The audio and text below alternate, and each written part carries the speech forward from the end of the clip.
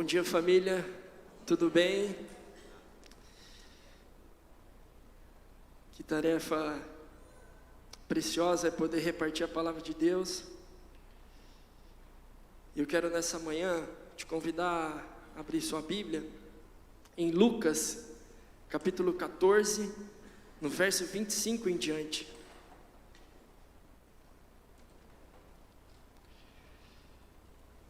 Lucas 14, do verso 25 até o verso 33, ou melhor, até o verso 35. Ele diz assim: uma grande multidão seguia Jesus, que se voltou para ela e disse: se alguém que me segue amar pai e mãe, esposa e filhos, irmãos e irmãs, e até mesmo a própria vida, mais que a mim, não pode ser meu discípulo. E se não tomar sua cruz e me seguir, não pode ser meu discípulo. Quem começa a construir uma torre, sem antes calcular o custo, e ver se possui dinheiro suficiente para terminá-la? Pois se ao completar apenas os alicerces e ficar sem dinheiro, todos rirão dele, dizendo: esse aí começou a construir, mas não conseguiu terminar. Ou que rei iria à guerra sem antes avaliar se seu exército de 10.000 poderia derrotar os 20.000 que vêm contra ele? E se concluir que não, o rei enviará uma delegação para negociar um acordo de paz, enquanto o inimigo está longe. Da mesma forma, ninguém pode se tornar meu discípulo sem abrir mão de tudo o que possui. O sal é bom para temperar, mas se perder o sabor, como torná-lo salgado outra vez? O sal sem sabor não serve nem para o solo, nem para adubo, é jogado fora. Quem é capaz de ouvir, ouça com atenção. Eu não sei quantos tem na parte de cima do texto o subtítulo: o custo do discipulado. E eu quero falar nessa manhã sobre o custo do discipulado. O que é o custo do discipulado? Nós, muitas vezes, quando falamos sobre custo, nós pensamos em decisões que nós precisamos tomar na vida. Sejam decisões pequenas, sejam decisões grandes, para todas elas existe um custo. A vida, ela é feita de decisões. Todos os dias nós temos que tomar decisões, sejam elas de que tamanho forem. Nós decidimos com o que nós vamos trabalhar, nós decidimos com quem vamos nos casar, nós decidimos que faculdade nós vamos cursar, nós decidimos onde vamos morar. Todas essas coisas são decisões que nós temos que tomar. E talvez a decisão, dentre essas que eu citei, a que mais vai nos custar tempo, talvez seja aquilo que nós vamos estudar, seja a faculdade que nós vamos cursar. Por que eu falo isso? Porque talvez com 1, 2, 3 anos de curso você fale: não era isso que eu queria. Alguém já teve esse arrependimento na faculdade? É um tempo perdido, é um tempo que não volta atrás, é um dinheiro que você investiu e não volta mais. Por isso, decisões erradas nos custam não só dinheiro, mas nos custam tempo, e tempo que não volta mais. E aí, quando nós não calculamos direito, quando as decisões que são baseadas em cálculos, quando nós não as calculamos direito, o que sobra para nós é arrependimento e lidar com as consequências. Puxa vida, eu estudei 3 anos num curso que eu não queria fazer. Eu trabalhei com aquilo que eu não gostava, perdi tempo.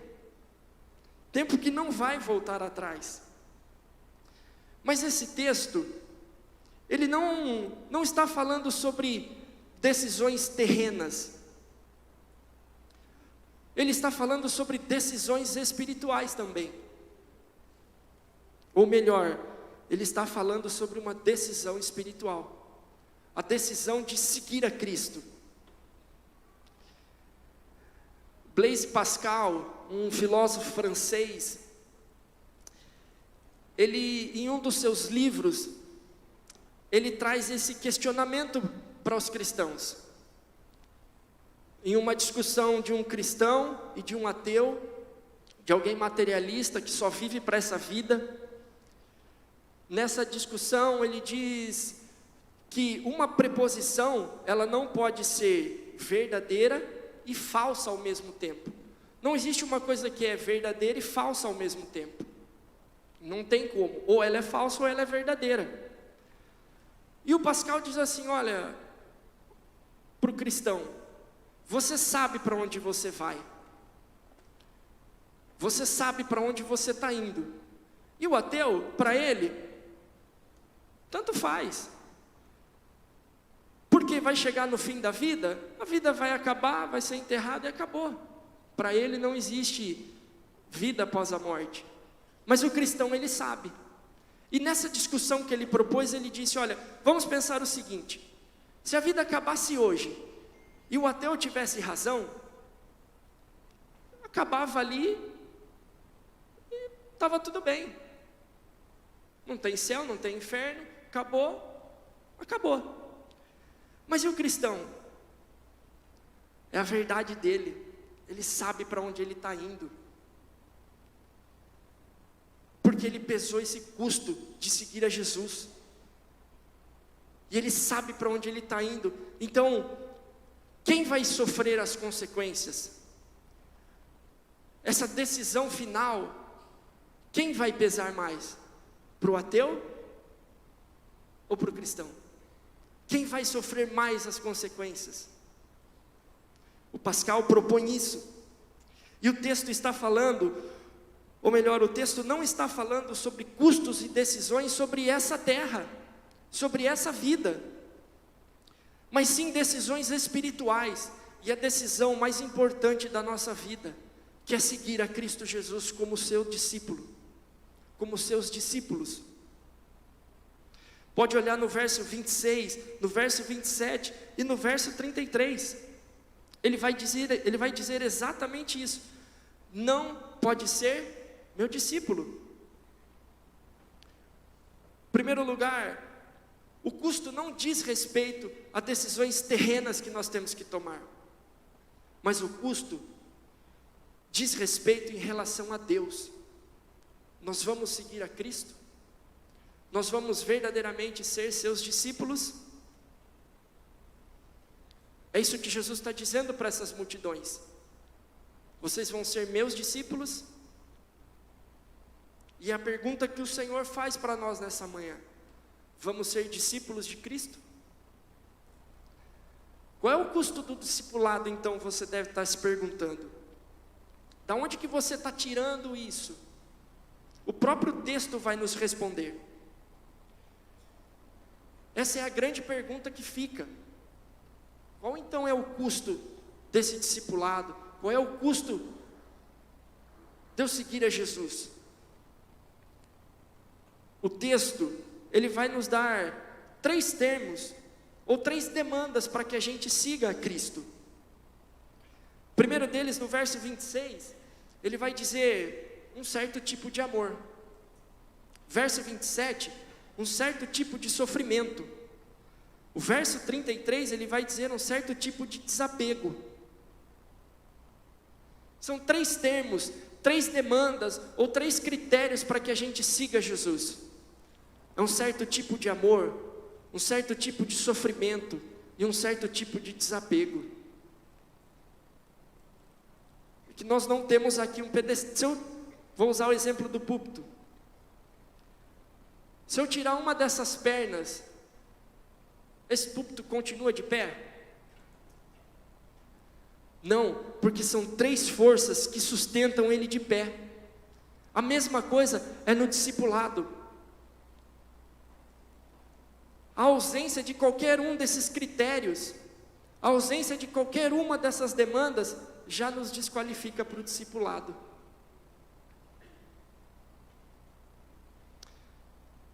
Qualquer ausência de amor, de desapego, de sofrimento, nós já estamos desqualificados para esse discipulado.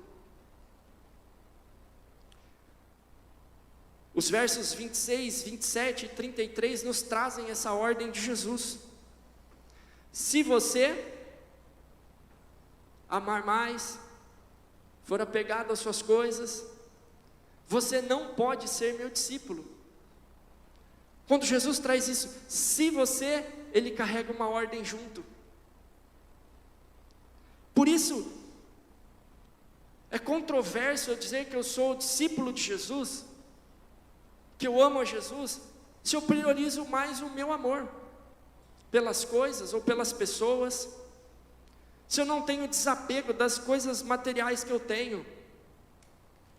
É contraditório eu dizer que eu sou um discípulo de Jesus, mas essas três coisas não fazem parte do meu dia a dia. Se você não me amar mais, ou melhor, se você ama mais a sua família, mais a si mesmo, você não pode ser meu discípulo. Ou se você não sofre por causa do Evangelho, por causa de Cristo, por causa do testemunho de Jesus, você não pode ser meu discípulo. Se você não é desapegado com as coisas dessa terra, você não pode ser meu discípulo. Por favor, não pega eu lá fora de porrada, por favor, porque são palavras de Jesus. É duro ouvir isso, mas é a ordem de Jesus, é o discipulado dele, não é o meu discipulado, não são os meus termos, não são as minhas ordens, é dele, é o discipulado dele, é o preço que nós temos que pagar para andar com ele. Esses termos são criados pelo próprio Cristo, porque se fossem nossos, como diria o poeta, deixa a vida me levar, a vida leva eu, e vamos aí, vamos caminhar de qualquer jeito, vamos caminhar de qualquer forma, vamos seguir Jesus nos nossos termos, nos nossos padrões, no nosso conforto. Mas antes de nós analisarmos essas três demandas, nós precisamos analisar o cenário que Jesus está dizendo. Qual é esse cenário que Jesus está dizendo aqui? Em qual contexto ele está falando isso? Olha o verso 25. Ele diz, uma grande multidão. Jesus está falando para uma grande multidão. Só que se a gente puxar capítulos anteriores, capítulo 13, capítulo 14, Jesus ele está falando com os fariseus, Jesus ele está falando com os escribas, ele está falando com essas pessoas, mas agora ele muda todo o cenário, ele para de falar com os discípulos, com os religiosos da época, e ele vai para a multidão. Jesus ministrava três tipos de pessoas: para os discípulos, no particular, com os religiosos, confrontando, e preocupado com a multidão.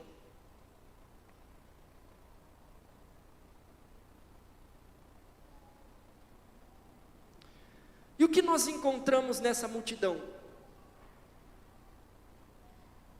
Penso eu que deveria ser uma multidão de 5, 10 mil. A Bíblia, vamos pegar, quando Jesus multiplica os pães, 5.000 homens, mais as mulheres e as crianças, vamos colocar uma média de 12.000 pessoas, é uma multidão, é muita gente. E o que a gente encontra nessa multidão? Nós encontramos um caminho para um discipulado anônimo, para um discipulado sem rosto, para um discipulado sem identidade. Nós encontramos pessoas que estão à procura de milagres, de sinais, de curas, de pão. Será que é muito diferente dos dias de hoje?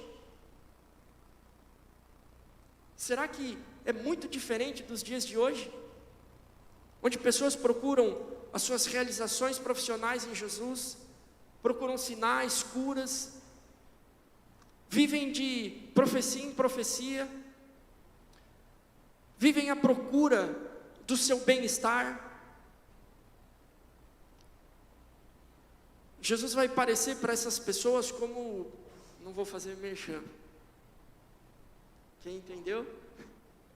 Feito para você. Parece que Jesus é um banco, ou um supermercado, onde eu vou lá, eu pego o que eu preciso, tenho o que eu preciso e vou embora. Quando acaba, eu volto. A multidão, ela caminha para um discipulado no anonimato. A multidão está caminhando para isso, para ser anônimo, para ser sem identidade, para ser sem rosto. A multidão é uma massa cinzenta. Talvez aqui todo mundo já teve a oportunidade de assistir um jogo de futebol pela televisão. Quando a câmera passa pela torcida, você consegue reconhecer alguém? Consegue enxergar? Nossa, ali está o José.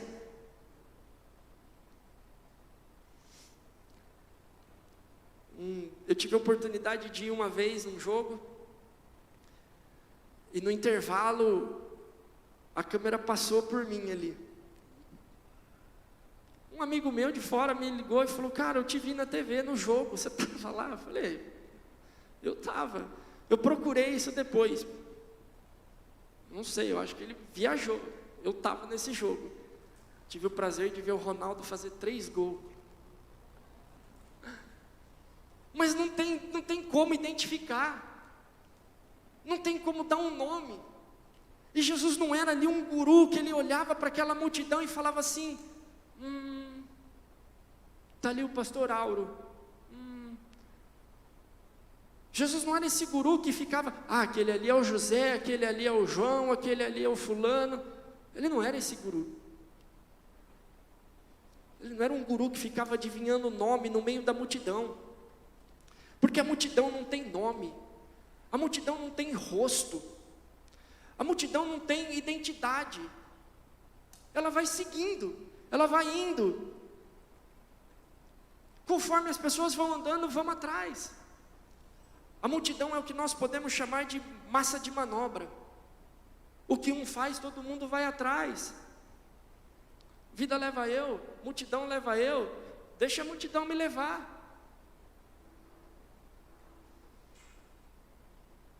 A multidão é o que nós podemos dizer, seguir a Jesus sem um compromisso.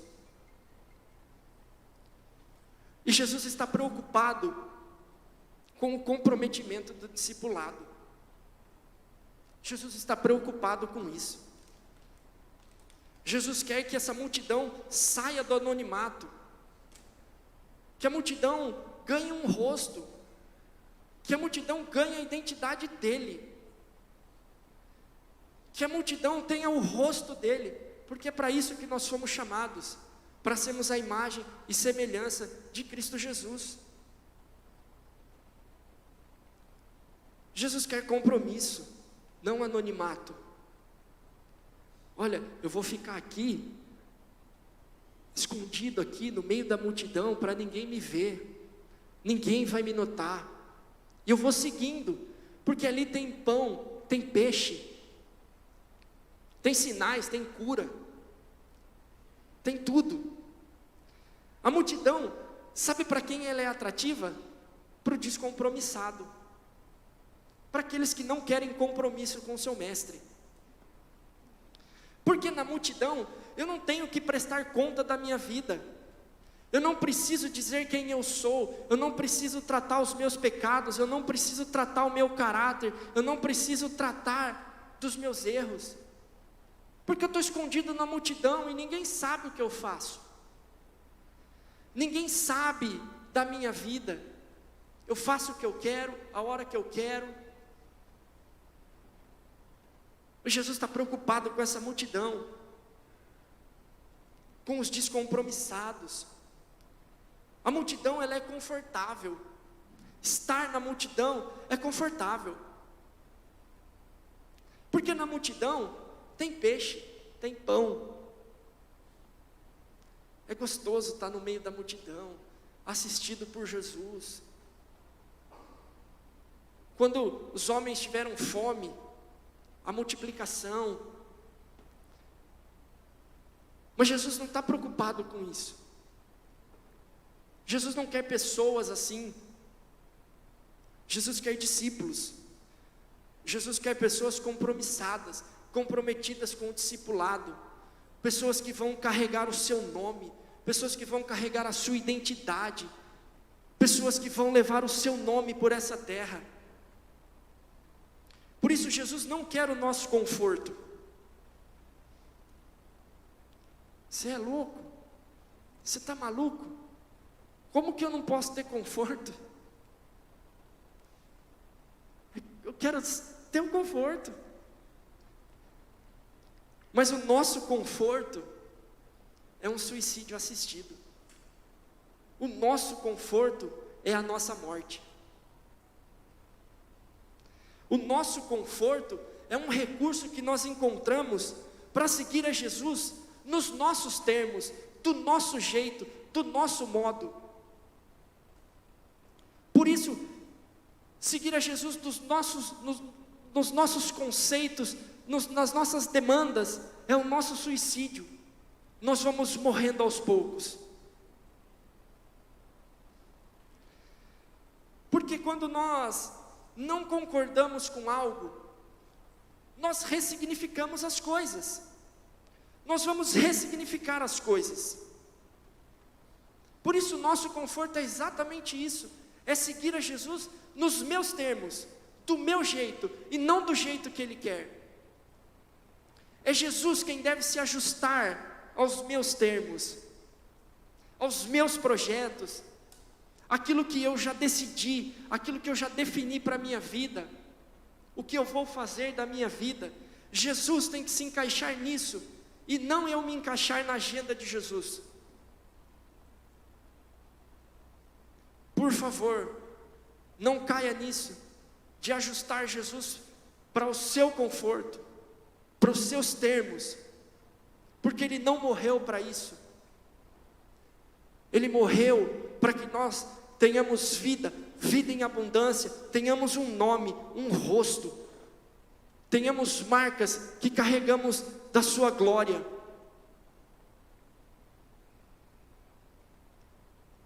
Por isso que as multidões hoje que seguem a Jesus, moldam um Jesus ao seu padrão, moldam um Jesus ao seu bel prazer. Eu decido o que fazer, eu decido o que eu quero, eu decido para onde vou. Jesus, você é o meu banco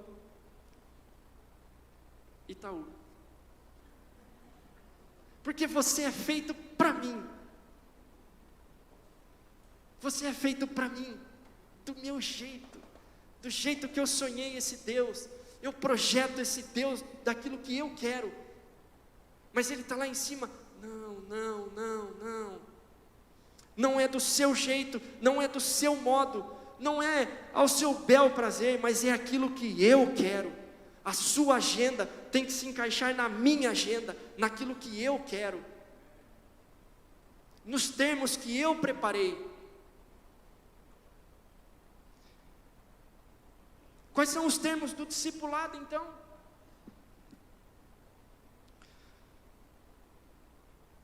Primeiro termo, olha comigo no verso 26.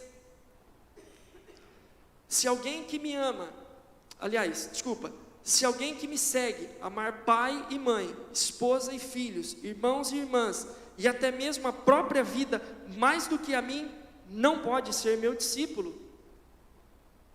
A primeira demanda do discipulado com Jesus é o amor. Não são os nossos termos, são os termos de Jesus. Porque quando nós estabelecemos os nossos próprios termos, nós estamos ressignificando as coisas. Quer um exemplo disso? Casamento. Quando a sociedade não concorda com os termos bíblicos para o casamento, ela ressignifica as coisas. Por exemplo, o casamento é com uma só mulher, é um casamento monogâmico. O que a sociedade tem feito hoje? Abre-se o casamento para um monte de gente, para um monte de pessoas. Por quê? Eu não concordo com o que a Bíblia diz, eu vou ressignificar as coisas. Ressignificamos em tantas coisas, em dinheiro. O dinheiro é para nos servir, não para que eu sirva a Ele. Nós ressignificamos o amor, nós ressignificamos o sexo, nós ressignificamos o poder, nós ressignificamos tudo, porque nós não concordamos com esses termos. A nossa maior autossabotagem é ressignificar o discipulado. Quando eu não aceito os termos de Jesus, eu ressignifico o discipulado. Se não é do meu jeito, o do seu jeito eu não quero.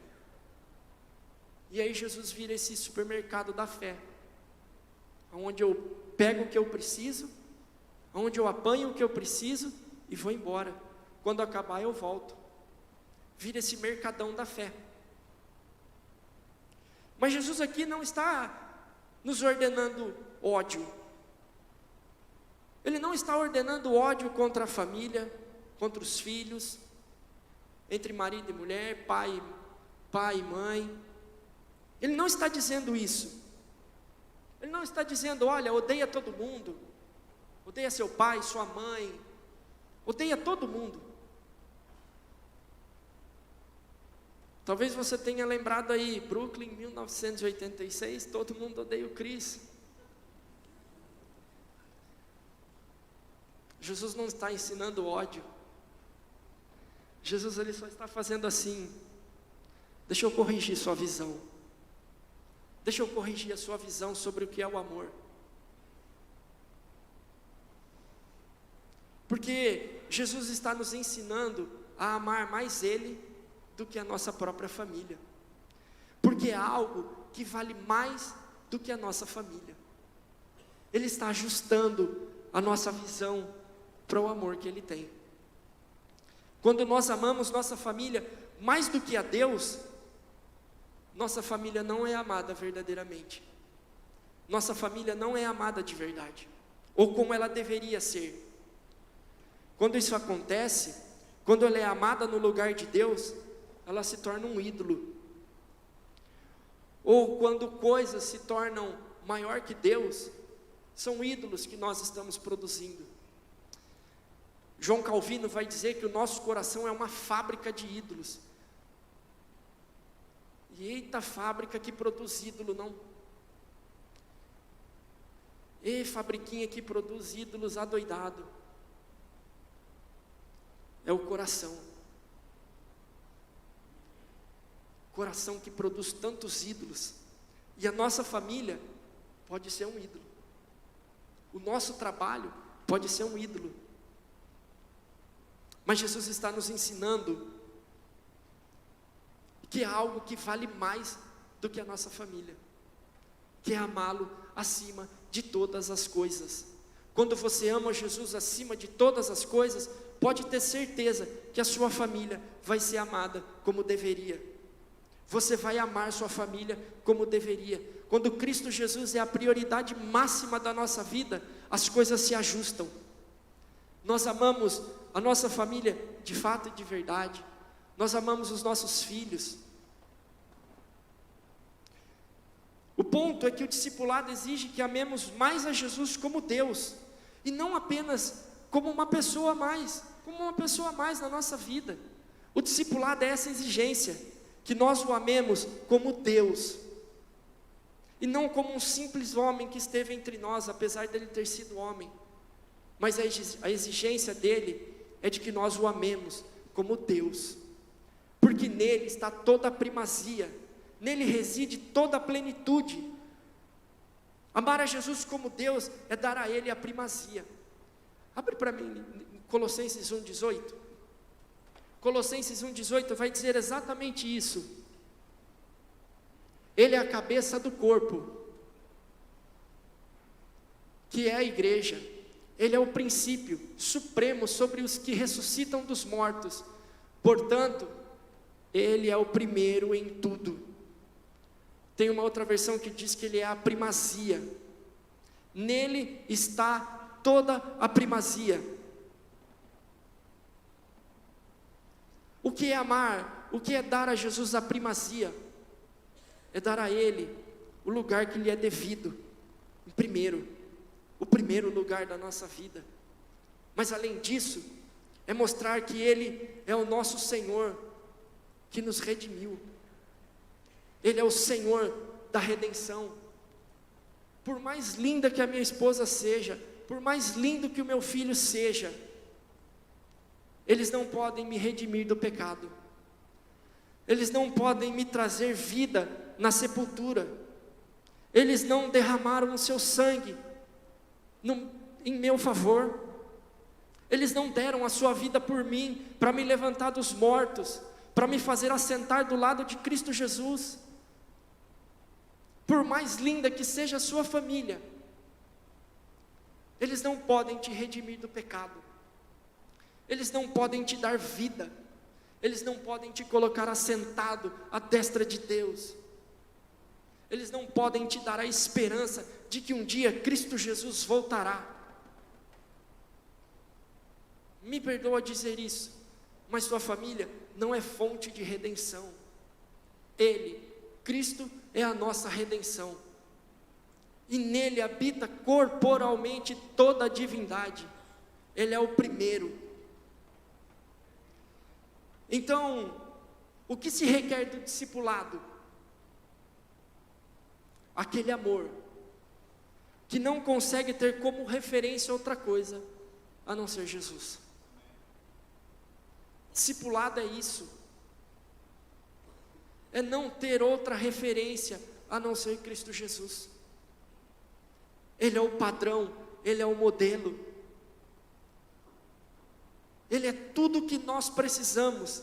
E tudo o que nós precisamos nós encontramos aqui, ó. O que os autores dos evangelhos, o que Paulo, o que Pedro, o que João escreveu sobre ele, está aqui, ó. Ele é o modelo. Ele é o modelo que nós temos que seguir. Ele é o padrão para a nossa vida. Mas uma segunda demanda, verso 27, é um certo tipo de sofrimento. Olha o que Jesus diz: e se não tomar sua cruz e me seguir, não pode ser meu discípulo. É um certo tipo de sofrimento, não é uma enfermidade, não é um certo tipo de sofrimento por sofrimento, não é desse sofrimento que Jesus está falando, não é uma dor de cabeça, não é algo assim. Jesus ele vai mais profundo, trata-se de um sofrimento por nós amarmos mais a Jesus do que a outros e do que a coisas. Quer um exemplo disso? Paulo. Lucas escreve algo maravilhoso no testemunho de Paulo, da conversão de Paulo em Atos 9, quando ele diz assim para Ananias: vai lá, coloca a mão sobre Paulo, porque este é um servo escolhido, e ele vai ver o quanto importa sofrer pelo meu nome. O quanto importa sofrer pelo meu nome. Jesus. Se você olhar para 2 Coríntios capítulo 12, ali está um testemunho de Paulo, do pouco que ele sofreu. Foi preso, açoitado, mordido por uma cobra, 5 vezes sofreu dos judeus uma quarentena de açoites, menos 1, 195 varadas nas suas costas, esteve entre perigos entre irmãos, entre salteadores, perigos em rios, 3 vezes em naufrágio, E ele diz uma frase maravilhosa em Atos 20, que ele diz assim: mas em tudo, não considerei a minha vida preciosa a mim mesmo. Não considerei a minha vida preciosa para mim mesmo. E aí ele diz: conquanto que eu complete a carreira que o Senhor me propôs. 2 Timóteo capítulo 4, ele vai dizer assim: combati o bom combate, completei a carreira, guardei a fé. Os sofrimentos que eu tive pelo Senhor não se compara com a glória que me espera. Naquele dia, o Senhor, o reto juiz, me dará uma coroa de glória. Os sofrimentos que eu tive aqui, que eu vivi nessa vida, não se compara com aquilo que eu vou herdar. Ô meu irmão, os sofrimentos que você passa nessa vida, não se compara com a glória que há de vir. Não se compara. Os sofrimentos que nós passamos nessa vida são momentâneos. A nossa leve e momentânea tribulação de 2 Coríntios é leve. Você não sabe o que eu passo. Não sou eu que estou dizendo isso, é a Bíblia. A sua leve e momentânea tribulação não são nada perto da glória que há de ser revelada. Mas amar a Jesus acima de tudo nos coloca em conflito com o mundo. Passa conflito com o mundo? Passa conflito com pessoas? Amar a Jesus causa isso. Causa conflito entre as pessoas. Causa conflito com o mundo. Mas talvez você se pergunte: qual era o significado então da cruz, de carregar a cruz para aqueles discípulos, ou para aquela multidão? Sendo que eles ainda não tinham visto Jesus carregar a sua cruz e seguir até o Gólgota. Qual era o significado? Para eles, o significado da cruz era um significado de humilhação. Era a morte mais humilhante naquela época. Era a morte mais terrível. Era de alguém que não valia nada para a sociedade. Era destinado para os ladrões, para os malditos. E Jesus diz isso.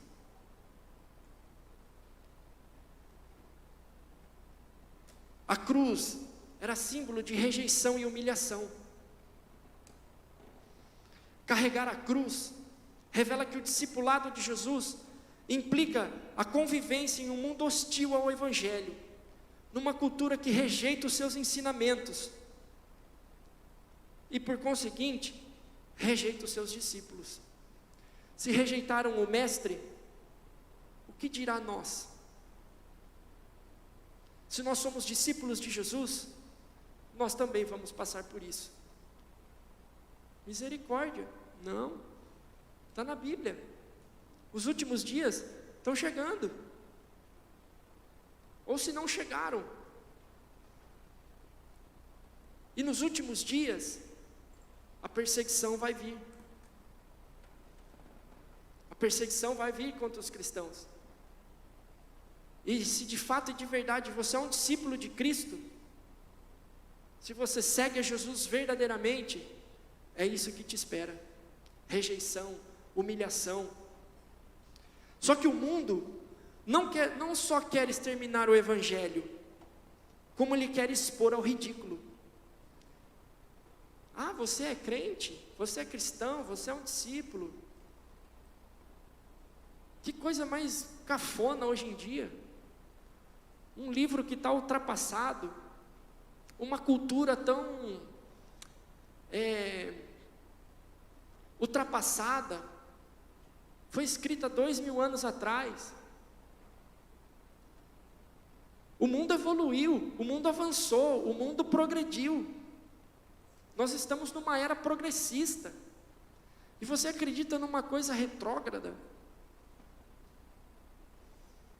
Isso é expor o Evangelho ao ridículo.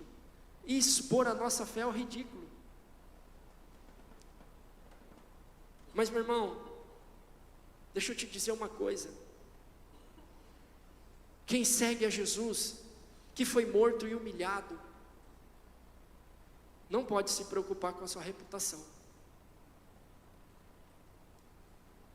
Se as pessoas ridicularizam a sua fé, se as pessoas, o mundo, ridicularizam o Evangelho, a sua crença, meu irmão, não se preocupa não, porque o nosso mestre foi rejeitado e humilhado primeiro, e ele não se importou com a sua humilhação, ele não lutou para defender a sua honra, ele não lutou para se defender enquanto as pessoas zombavam. Desce da cruz, Jesus. Você não é o Filho de Deus, o Todo-Poderoso? Desce daí e a gente vai acreditar em você. Puxa vida, a mesma multidão que viu ele multiplicar pão, peixe, fazer tantos milagres, viu ele fazer um monte de coisa. Agora eles dizem: desce da cruz, Jesus, e a gente vai acreditar no Senhor, que você é Filho de Deus de fato. Jesus não defendeu a sua honra. E nós vamos ficar defendendo a nossa reputação? Nós vamos ficar defendendo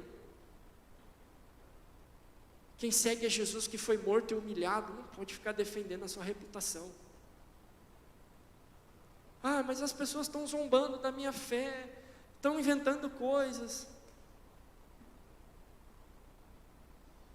Deixa para Deus. Deixa para Deus defender a sua honra. Deixa que Deus defenda a sua reputação. Porque quem segue a Cristo não pode se importar com a sua reputação.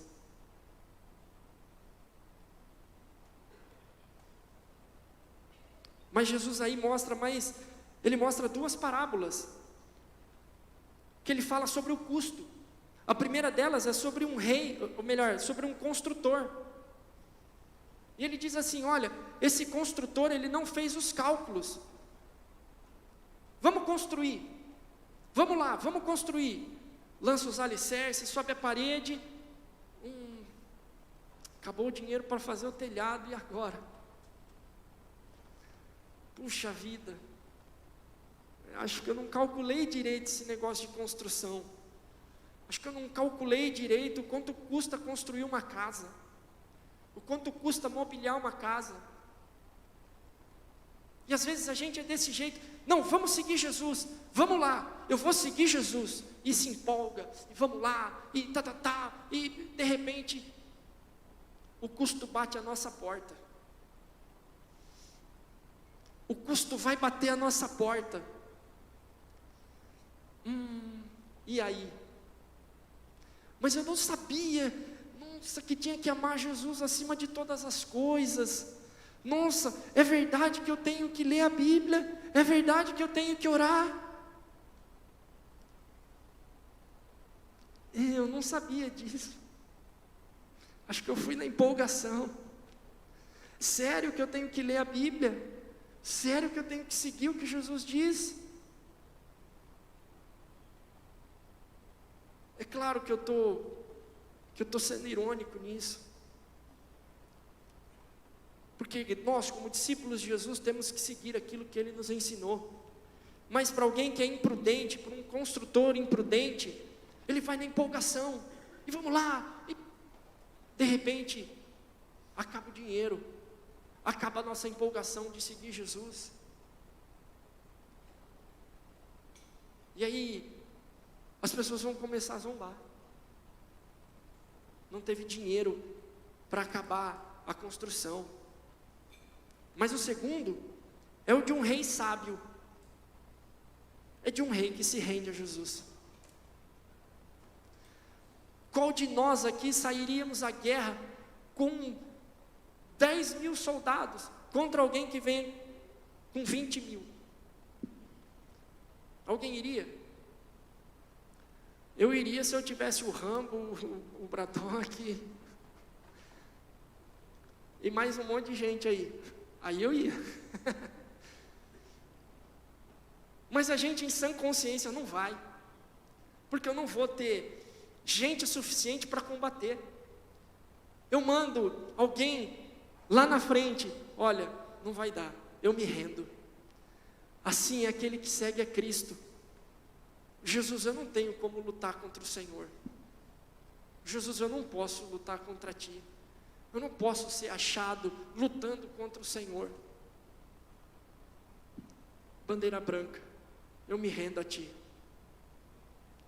Eu me rendo ao Senhor e à sua vontade, ao seu senhorio, porque eu quero te seguir. E a terceira demanda é um certo tipo de desapego. Verso 33.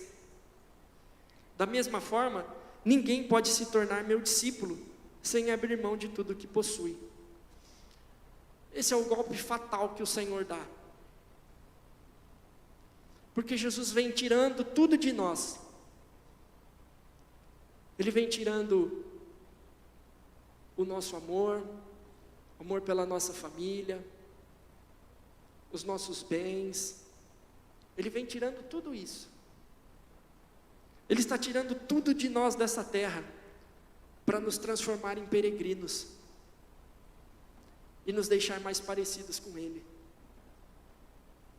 Esse é o objetivo do discipulado, é que eu e você, meu irmão, sejamos parecidos com Cristo Jesus. Esse é o objetivo final de Deus, é que nós sejamos o mais parecido com Jesus. E Ele vai fazer isso até o último suspiro de vida, que é quando Deus vai dizer: terminei a obra. A boa obra que eu comecei, eu terminei. E Ele vai tirando tudo de nós e nos transformando em peregrinos. Porque Jesus não nos chamou de um reino, do reino das trevas, ou do império das trevas, para o reino da luz, para nos fazer reis. Ele não nos tirou de um reinado para outro, para nos fazer reis, mas para nos fazer súditos. Para nos fazer súditos, servos de um rei. Ele nos libertou do império das trevas para o reino da luz. Não para que sejamos reis, mas para que nós sejamos seus servos, seus súditos. Por isso, nós não podemos ter nenhum apego a nós, à nossa família, aos bens. Quer ver alguém que teve disposição para ter um nome, um rosto, uma identidade? O jovem rico.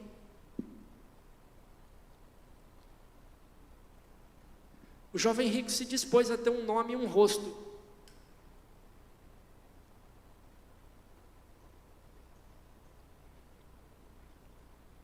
Ele disse: mestre, eu quero te seguir. Eu quero ir contigo. Estou aqui, quero ter um nome, quero ter um rosto, eu quero ter a identidade tua, quero ser um discípulo teu. Jesus disse: olha, conhece os mandamentos? Sim. Amo os meus pais, honro os meus pais, faço tudo o que está ali. Achando que ia impressionar Jesus. Jesus, meu currículo está aqui, ó. Eu honro os meus pais, eu faço isso, eu faço aquilo, eu não tenho outro Deus, eu não tenho isso, aquilo. Nossa, impressionei Jesus com o meu currículo. Jesus, o Senhor nunca encontrou um homem que nem eu, achando que pode pegar Jesus desprevenido. Jesus disse: que legal. Então, pega tudo o que você tem, todos os seus bens, vai, vende, distribui, vem e me segue. Simples. Simples. Só tinha um detalhe. Esse jovem não queria abrir mão dos seus bens. Está desqualificado para o discipulado, porque não abre mão dos bens.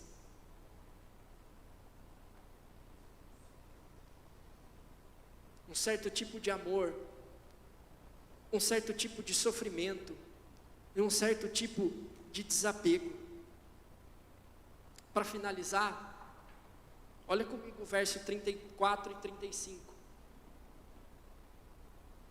Ele diz: o sal é bom para temperar, mas se perder o sabor, como torná-lo salgado outra vez? O sal sem sabor não serve nem para o solo, nem para adubo, é jogado fora. O sal é bom, o sal impede a decomposição. Quando não se existia de geladeira, se salgava a carne, guardava ela e ela ficava conservada. Te pergunto, quem é o sal da terra?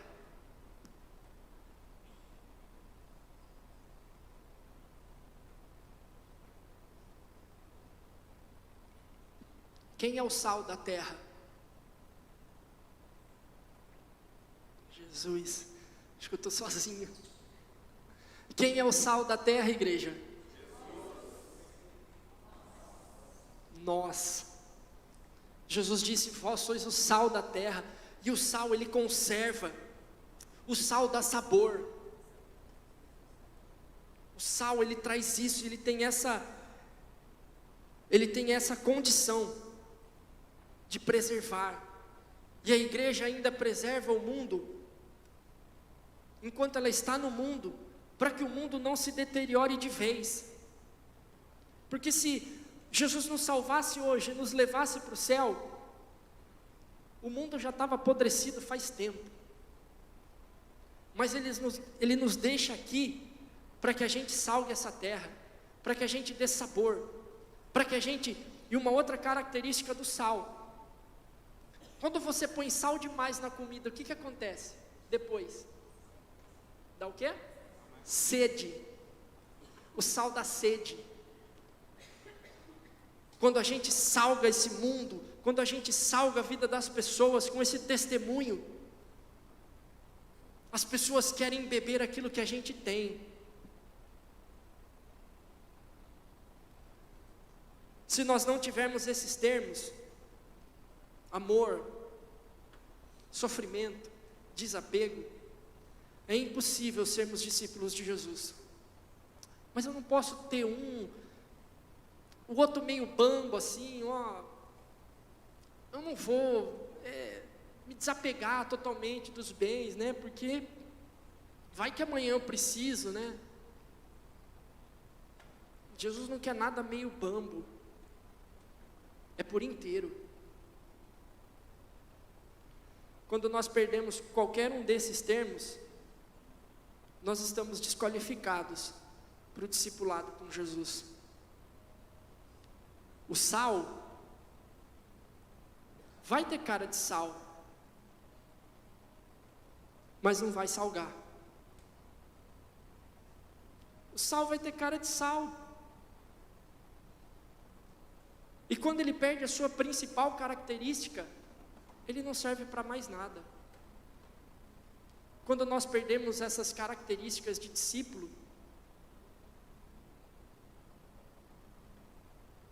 nós não servimos para mais nada.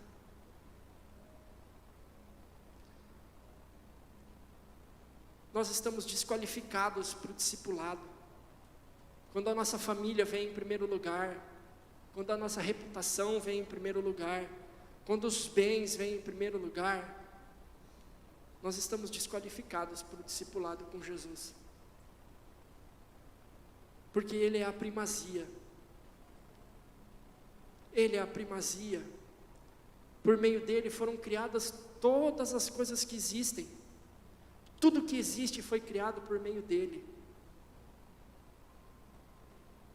Ele quer ser a primazia da nossa vida. Ele quer ser o primeiro da nossa vida.